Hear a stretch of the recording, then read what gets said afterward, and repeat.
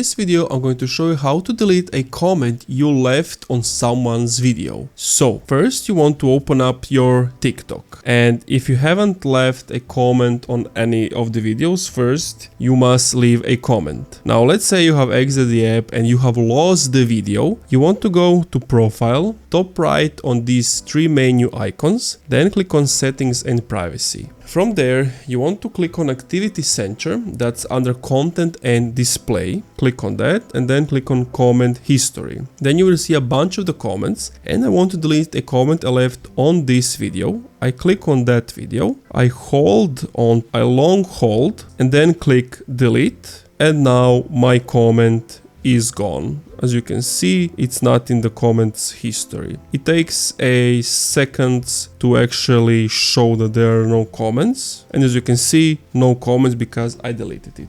Thank you for watching this video. If you enjoyed, leave a like, comment, subscribe.